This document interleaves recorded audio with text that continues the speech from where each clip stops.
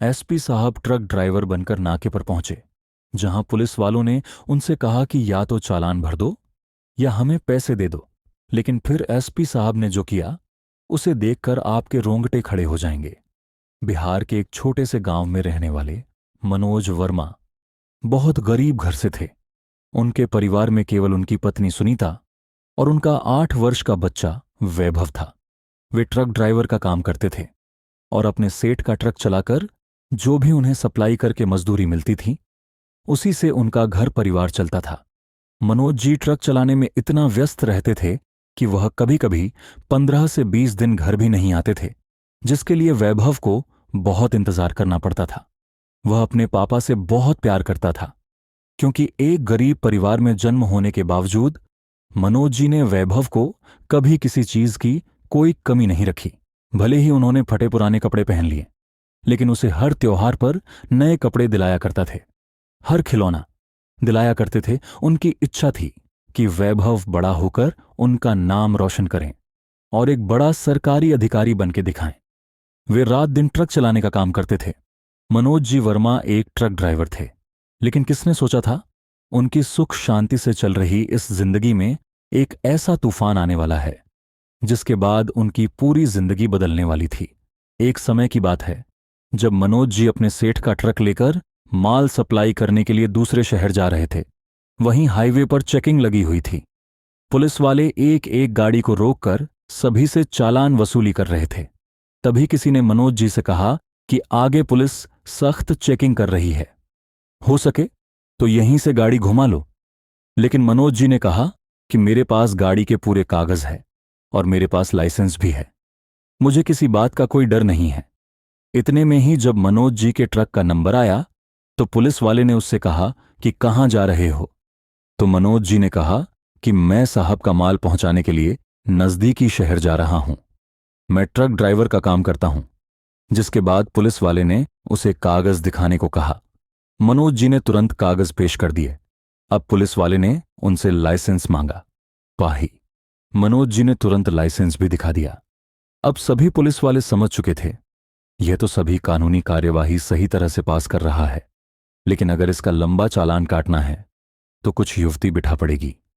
तब उन पुलिस वालों ने मनोज जी से कागजी तौर पर ऐसी चीज मांग ली जो उनके पास थी ही नहीं। उन्होंने कहा, क्या तुम्हारे पास उस दूसरे शहर जाने के लिए परमिशन है? तुम्हें अगर इस मॉल को शहर में लेकर जाना है तो तुम्हें पहले परमिशन लेकर आनी पड़ेगी। लेकिन मनोज जी ने कहा कि जब भी हम माल लेकर दूसरे शहर जाते हैं तो केवल गाड़ी के कागज ही साथ रखते हैं। आज तक इस तरह की परमिशन की कोई जरूरत नहीं पड़ी, आप किस बात की परमिशन मांग रहे हैं? तब पुलिस वाले को गुस्सा आ गया। उसने मनोज जी को नीचे उतारा और कॉलर पकड़कर कहा कि अनपढ़ आदमी, तू अब पुलिस वाले को सिखाएगा क्या नियम और क्या कायदे हैं? अब अगर तुझे यह गाड़ी आगे लेकर जानी है तो या तो चालान भर दे या तो हमारी जेब गर्म करते। पुलिस वालों ने बताया कि वैसे तो चालान के 5 आए थे आरे होते, लेकिन अगर अभी तू हमें 2000 दे देता है तो हम तुम्हें आगे जाने देंगे। मनोज जी घबरा गए, क्योंकि वह गरीब इंसान थे। वह पुलिस वालों से पंगा नहीं लेना चाहते थे और ना ही रिश्वत देना चाहते थे वह काफी ईमानदार व्यक्ति थे, जो अपने नियम और उसूलों के पक्के थे। उन्होंने पुलिस वालों से कहा कि आप तो रिश्वतखोरी कर रहे हैं। मैं कई सालों से ट्रक चला रहा हूं, मैं बहुत सारे पुलिस वालों को जानता हूं, लेकिन आप जो कर रहे हैं वह सरासर गलत है। पुलिस वाले ने उनकी कॉलर पकड़कर उन्हें जमीन पर गिरा दिया और हवलदार से कहा कि इसका ट्रक जब्त करो, और जब तक यह 2000 लाकर नहीं देता तब तक इसका ट्रक वापस लेने की जरूरत नहीं है। और मनोज जी का ट्रक जब्त कर लिया गया। वह बहुत परेशान हो चुके थे, क्योंकि सेठ जी का माल ट्रक से भरा हुआ था और उन्हें रोजाना के हिसाब से पैसे दिए जाते थे। अगर वह सही समय पर दूसरे शहर मॉल नहीं पहुंचाते तो उनके ऊपर चोरी का आरोप भी लग सकता था।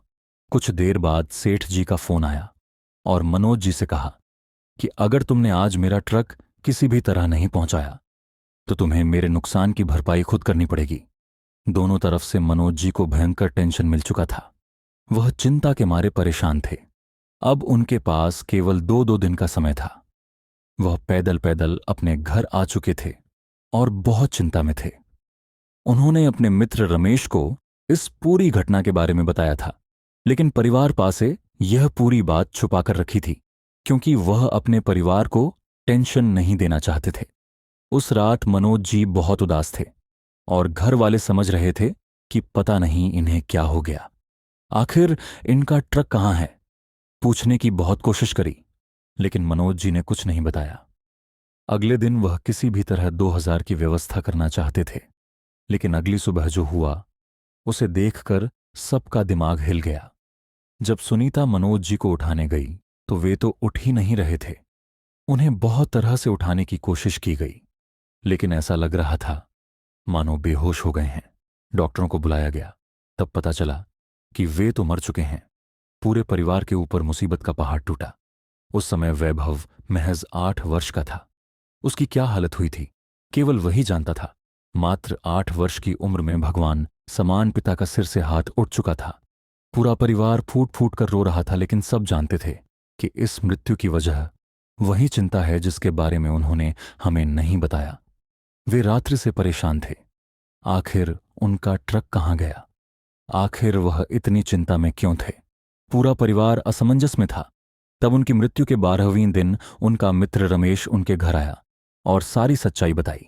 आखिर किस प्रकार एक रिश्वतखोर दरोगा ने उनका ट्रक जबरदस्ती रोक लिया था, जिसमें सेठ जी का लाखों का माल था। उसने रिश्वत के तौर पर 2000 की मांग की थी, लेकिन मनोज जी के पास पैसे नहीं थे। उनका ट्रक जब्त कर लिया गया था। इधर सेठ जी का आदेश था कि जो भी नुकसान होगा भरपाई तुम्हें करनी होगी।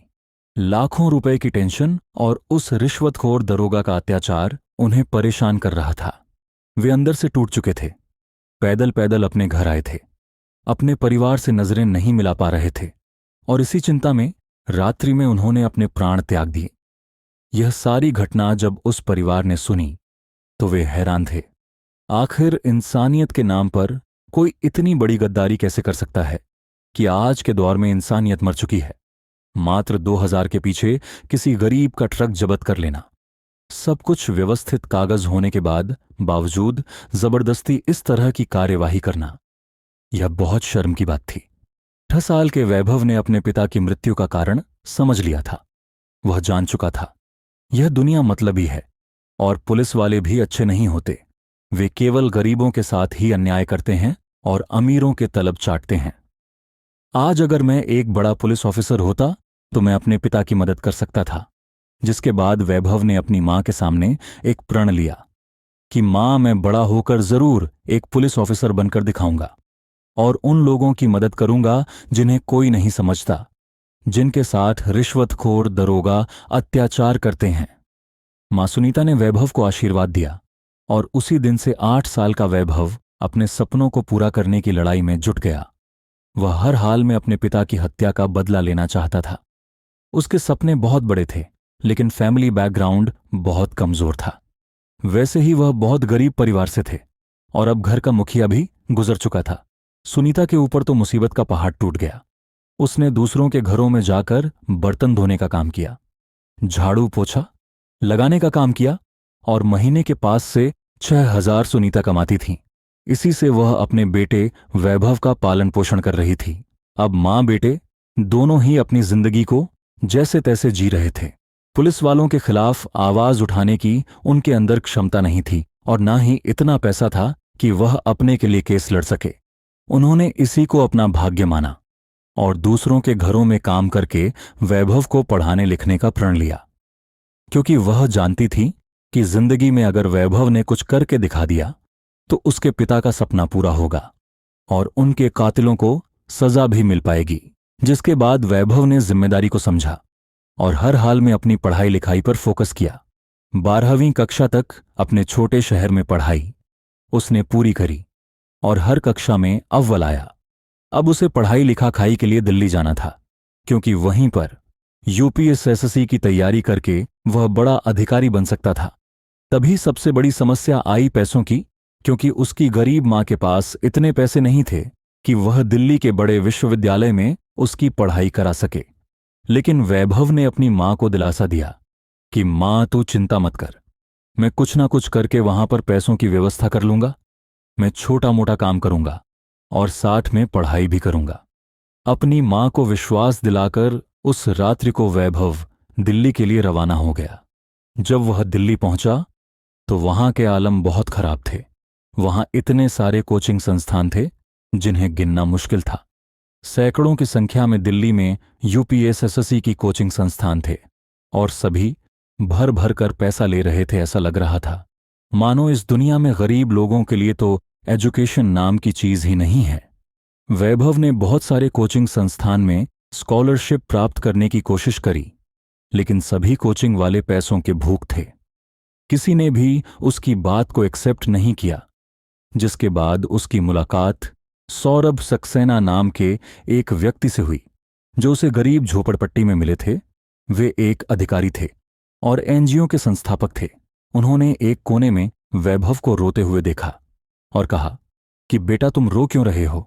वैभव, उन्होंने बताया कि मैं अपनी मां को यह प्रण देकर आया हूं कि एक बड़ा अधिकारी बनकर ही दिल्ली से लौटूंगा, लेकिन यहां पहुंचने के बाद तो मुझे मेरे सपने धुंधले होते नजर आ रहे हैं, क्योंकि चारों ओर भ्रष्टाचार है, बेईमानी है, सब कुछ पैसों का ही है। पैसों के बिना इंसान की कोई औकात ही नहीं है। मैं पढ़ना चाहता हूं, आगे बढ़ना चाहता हूं, लेकिन मेरे पास पैसे नहीं हैं। मैं क्या करूं? जिसके बाद सौरभ जी सक्सेना ने वैभव के अंदर की काबिलियत को पहचाना। वह कुछ करके दिखाना चाहता था, कुछ बड़ा बनना चाहता था। वह उसे अपने एनजीओ ले गए और कागजी कार्यवाही संपन्न की, जिसमें वे गरीब और अनाथ बच्चों को फ्री में स्कूल और कॉलेज की पढ़ाई करवाया करते थे। सारा खर्चा एनजीओ उठाता था। एक ऐसे ही एनजीओ से अब वैभव जुड़ चुका था और उसका अच्छा समय अब शुरू होने वाला था। सौरभ जी ने उसकी हर संभव मदद करी। उसे अपने एनजीओ में कमरा भी दिया ताकि वह मन लगाकर पढ़ सके। वहीं पर गरीब और रात बच्चों का खाना भी आता था। सौरभ सक्सेना वास्तव में एक महान इंसान थे। उन्होंने वैभव की बहुत मदद करी। अब वैभव ने इसे एक मौका मानकर अपने इरादों को प्राप्त करने के लिए हर संभव प्रयास किया। उसकी रास्ते में कई कठिनाइयां आईं, जैसे कि रिया नाम की एक लड़की ने वैभव को क्लास के दौरान प्रपोज कर दिया।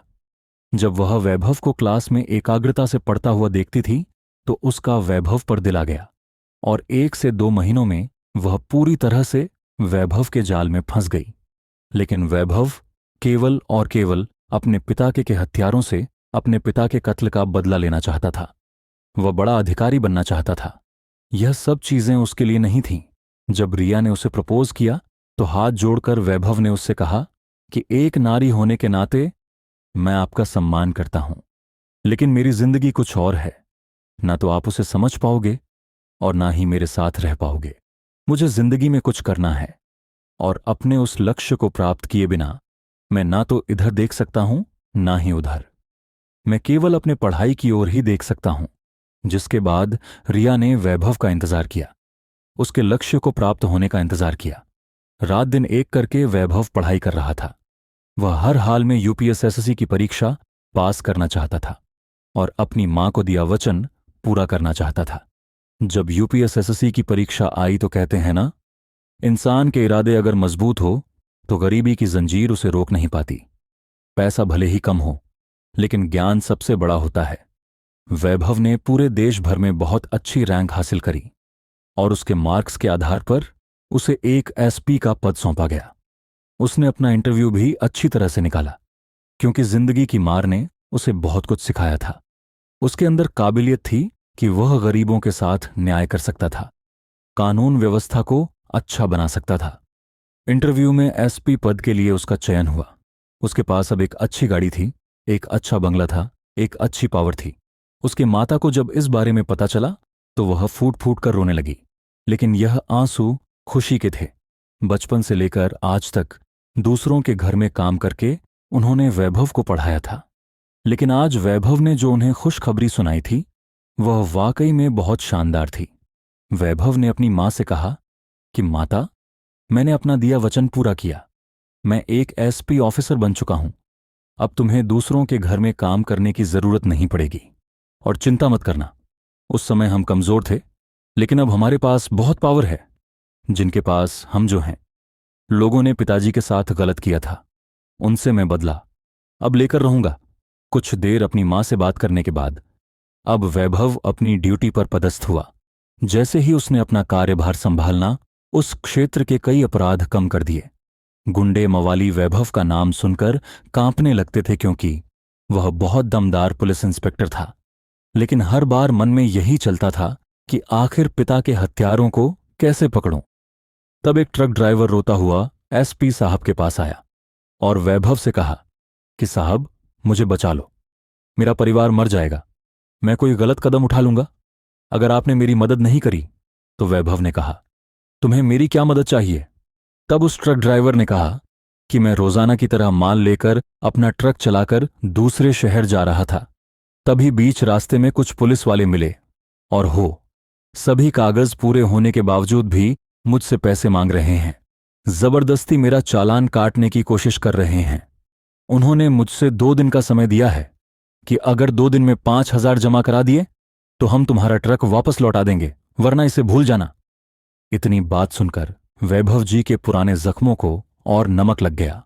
वे तिलमिला उठे, क्योंकि यही घटना उनके पिता के साथ भी हुई थी। वह जान चुके थे कि अभी भी वह पुलिस वाले ऐसी ही हरकतें कर रहे हैं।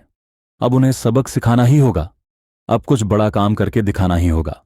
उन्होंने एक ऐसी युवती बनाई जिसे सुनकर आपके भी होश उड़ जाएंगे। यही एक सच्चे और ईमानदार पुलिस ऑफिसर की पहचान है। जिन ट्रक ड्राइवरों के साथ हर रोज इस तरह का अन्याय हो रहा था, उन ट्रक ड्राइवरों को इंसाफ दिलाने के लिए एसपी साहब खुद एक ट्रक ड्राइवर बन गए। उन्होंने नीचे सफेद धोती पहनी, ऊपर एक कुर्ता पहना, पगड़ी लगाई और मूंछें बड़ी बड़ी लगाकर वह एक ट्रक ड्राइवर बन गए। उन्होंने अपने औहदे के मान सम्मान का बिल्कुल ध्यान नहीं रखा। वे हर हाल में गरीब को न्याय दिलाना चाहते थे, अपने पिता की हत्या का बदला लेना चाहते थे। उन्होंने एक ट्रक की व्यवस्था करी और उसी मार्ग पर निकल गए जहां पुलिस वाले खड़े रहते हैं।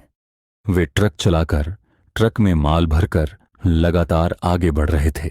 1 से 2 किलोमीटर बाद कुछ पुलिस वालों ने उन्हें रोका और कहा कि तुम कहां जा रहे हो, ट्रक में क्या भरा हुआ है? तब एसपी साहब ने नाटक करते कहा कि सर जी, मैं तो रोजाना इस मार्ग से जाता हूं, वे सेठ जी का माल लेकर मुझे दूसरे शहर में जाना है। तब पुलिस वालों ने उन्हें ट्रक के कागज दिखाने को कहा, तो एसपी साहब ने तुरंत ट्रक के कागज दिखा दिए। अब एसपी साहब को कहा गया कि तुरंत तुम्हारा लाइसेंस बताओ, लेकिन वे तो भेष बदल कर आए थे, उनके पास लाइसेंस नहीं था। तो वैभव ने कहा कि मेरे पास तो कोई लाइसेंस नहीं है। तो वह पुलिस वाला बहुत ज्यादा गुस्से में आ गया और एसपी साहब को कहा कि नीचे उतरो, और वैभव की कॉलर पकड़ ली। उन पुलिस वालों को इस बात का अंदाजा नहीं था वह कितना बड़ा पंगा ले रहे थे, क्योंकि वह एसपी साहब को एक सामान्य ट्रक वाला समझ रहे थे। कॉलर पकड़कर उनसे कहा कि अगर नियम कायदों पालन करना नहीं आता तो ट्रक लेकर निकलते क्यों हो? तुम्हारा 5,000 का चालान कटेगा, या तो पैसा हमें दे दोगा या फिर सरकारी चालान कटवा लो, यह तुम्हारे हाथ में है। जब तक तुम पैसा नहीं दोगे तुम्हारा ट्रक हमारे पास जपत रहेगा।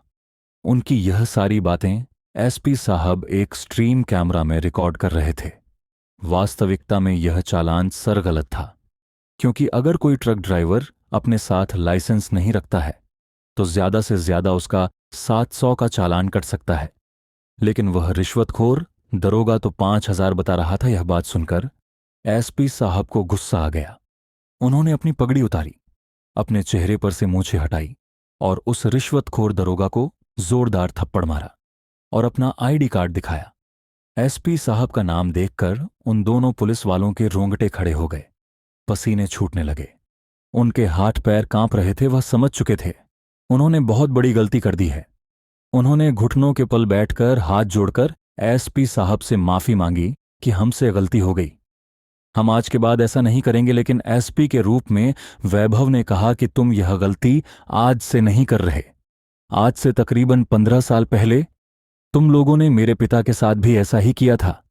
जबरदस्ती उनसे चालान मांगकर उन्हें परेशान किया था, जिसके बाद उन्हें अटैक आ गया, उनकी मृत्यु हो गई।